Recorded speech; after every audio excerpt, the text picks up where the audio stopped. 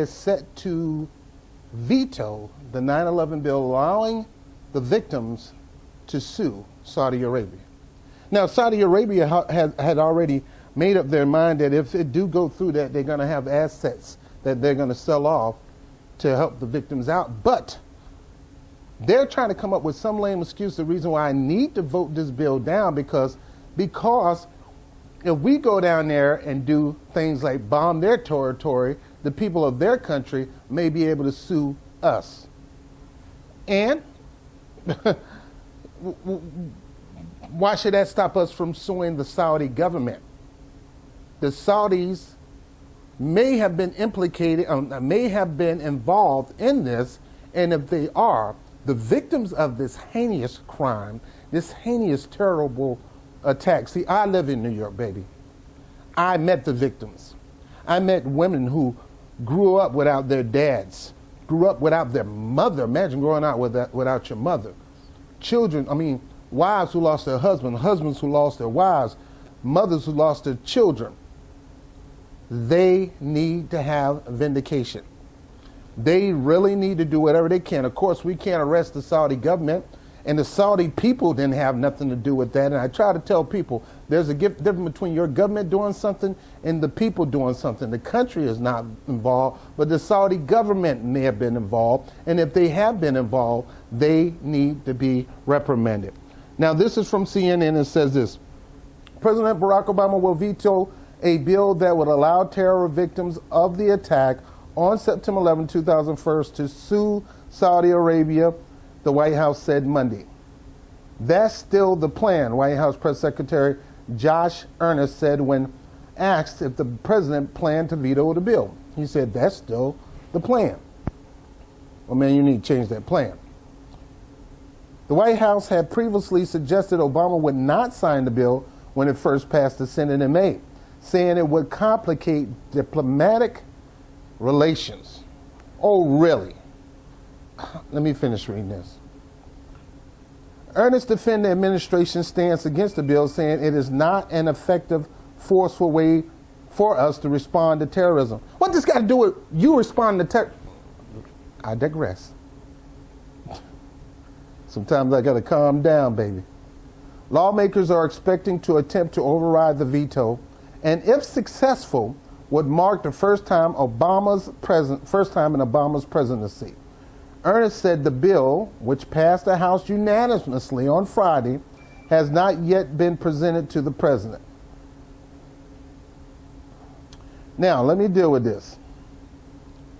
Now, if the press secretary for the president said that he's going to veto this bill, you better believe he's going to veto this bill. Now, I've been critical of Obama on a few things. Overall, that's my dude. I campaigned for him in 2008. I did not campaign him in 2012 because of stuff like this. I begin to see him lean toward kissing the buttocks of the Democratic elite, of corporations, and of the Republicans in the name of working together. When they told you, man, at the beginning, we're not trying to work with you and we're going to stop you. We don't want to do nothing with you. Yet this has nothing to do with the victims of 9/11. Congress has nothing to do with that. These are people who were in those towers or in that Pentagon or on those planes, minding their own business, going about their daily lives. And all of a sudden this disaster happened because of some things that we did, especially way back in the Afghan-Soviet conflict, and the things that we promised to do and we failed to do, which we constantly do, like bombing Libya and going in and rebuilding Iraq. We're not doing none of that stuff. Let me stop. And for you, Mr. President, being the first black president, let me stop. Half white, half black, mixed president, who campaigned on bringing people together, white, black, brown, red, Puerto Rican, Dominican, Russian, Chinese, all. If you're in America, I want to bring the world together. You campaign on that, Doc. This is not a red state, blue state. This is America. It's a red, white, and blue state. You campaign on that. And now you get an attack that happened before you became president. And you got victims who still suffering to this day. You still got some people who survived that, they're dealing with melanoma cancer, all kind of stuff. And yes, we do have something to take care of the health bill, but what about their children? What about the things that they work hard for? What about the things that I mean, they can't work no more. Some of them are, I mean, still struggling. And for you to even think about taking that away from them, it questions your allegiance to the people. Now, I've been critical of you on the drone wars, and I've been critical on you extending Bush policies. I've been critical on you a few things. Overall, I herald you.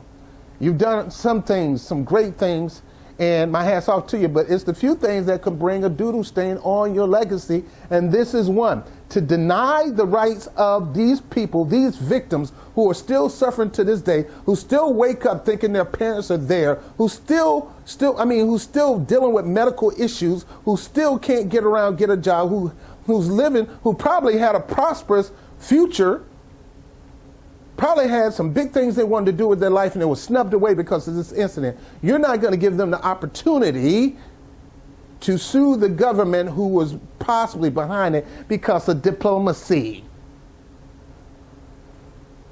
No, it's because you're kissing up just like the Clintons and just like the Bushes and just like the Reagans. You got your lips tattooed to the buttocks of the Saudi government. Why? Because they have oil, they have gold, they buy things from us, they buy our land, they buy our planes, they buy our gun, and you don't want to mess that up. Now, one thing, I'm not a Trump fan, but one thing Trump says is that, look, we're going to take care of America. Forget about these other people. Now, I know he may be a bunch of BS or whatever you want to call it, you know, bull story, but at least he's saying it. You used to say it. And for you, of all people who grew up, who were helping the people in the south side of Chicago, who grew up on farmland with your grandmother, not wealthy, your mama struggled, and you're trying to take away the opportunity of these people not to struggle no more. Yeah, they'll still struggle mentally, but financially, this will help them out. So, Mr. President, I'm sorry, you need to get your butt out your behind. Think about your people in this country before another country. It's not going to interrupt relationships. If they're implicated in this thing, they need to be reprimanded. They shouldn't be let go and slapped on the wrist. And that's the problem with this government now. We slap people on the wrist and don't prosecute it. But if you catch me on the corner smoking some weed, you want to lock me up for at least 6 months. By the way, I don't smoke weed. This is a shame. If you do that, sir, shame on you. I already called people out for being a sucker sellout. I called people like the Congressional Black Caucus, the We Sick Boss Crew, referring to Malcolm X's story on the House Negro. And I don't take no shame in saying this. I hate saying it because we got the first so-called black president, the closest we got, a half black, half white, let's call it what it is, the closest we got to a full black person in office, to do stuff like this to the own people of America. Oh, it's fine for you to go out there and bomb at black people, but now when it comes to protecting Americans here on American soil and their interests, dealing with something like this, you're going to side with the black and brown Saudis. If you do this, sir, shame on you. Shame, shame, shame. This will take a whole chunk of your greatness. And for my brothers and sisters who hail Obama as the greatest president of all time, if he do this, I will never quote that out my mouth. Never. If he does this, he will not be the greatest president of all time. He'll be a sucker sellout because he's kissing the butt of the Saudis and he's denying American people who were caught up in a disastrous situation their opportunity to get some kind of closure. whether it's mentally, physically, financially, some kind of closure. They need to have every closure available to them, offered to them on a silver platter for them to eat upon. And to snatch it away from them, Mr. President, is shameful. Shame on you. Now, I pray that you don't do it. I pray you pass it. Give them an opportunity and just tell the Saudi government, get some guts, man. Get some gonads. And tell the Saudi government, hey, I'm sorry, Doc, you guys was implicated in this. You're going to have to do A. I mean, we still can do business together. I'll still hook you up with planes, bombs, and guns, because that's what I do. But you're going to take care of these people. For you not to do so will be a punk move. I'm Bob TV. I'm out. Don't you do it. If you do, you're a sellout to your own American people.